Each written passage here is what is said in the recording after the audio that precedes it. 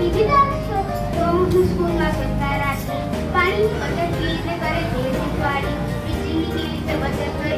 તમે મને તમારું કિંમતી મત આપીને મહામંત્રી તથા ઉપમંત્રી બનાવો તો હું શાળામાં તમારે જે પણ વસ્તુ કે કંઈ કામ હોય તો તેને સમજીશ અને તમારું કામ પૂર્ણ કરીશ.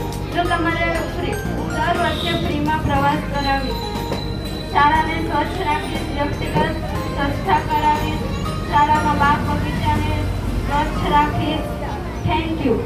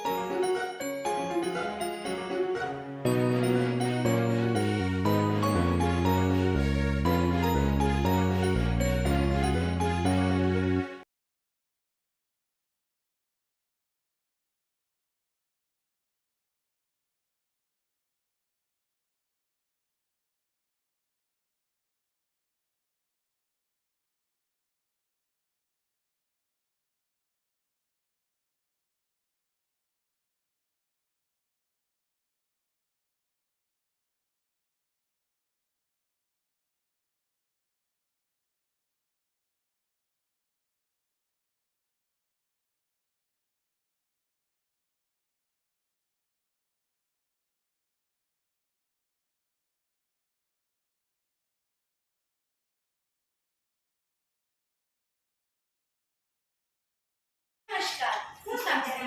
મિત્રો, આજે અમારી શાળામાં બાળ સંસદની ચૂંટણી યોજાઈ રહી છે અને આ ચૂંટણીની સંપૂર્ણ પ્રક્રિયા લોકશાહીના ઢબે કરી રહ્યા છે, જેનાથી લોકશાહીના મૂલ્યો જેવા કે નેતૃત્વ, જવાબદારી અને સહકારની ભાવનાનો વિકાસ વિદ્યાર્થીઓમાં થાય તે આ બાળ સંસદની મુખ્ય હેતુ રહ્યો છે. Thank you.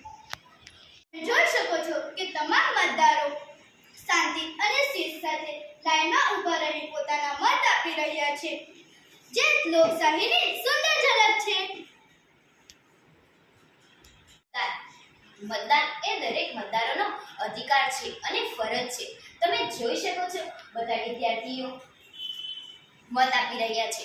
તેઓ પોતાના મનપસંદ અને યોગ્ય ઉમેદવારોને મત આપી રહ્યા છે. ચૂંટણી પ્રક્રિયાને સફળ બનાવવા માટે પોલિંગ ઓફિસર 1, પોલિંગ ઓફિસર 2 અને પ્રિસાઇડિંગ ઓફિસર અને અન્ય ચૂંટણી અધિકારીઓ પોતાની ફરજ બજાવી રહ્યા છે. વોટ થયા બાદ મતની ગણતરી કરવામાં આવશે અને જે ઉમેદવાર વિજેતા થશે તેની જાહેરાત કરવામાં આવશે. ચાલો આપણે સૌ મળીને લોકશાહીના મૂલ્યોને અપનાવીએ અને બાળ સંસદની ચૂંટણીને સફળ બનાવીએ. Thank you.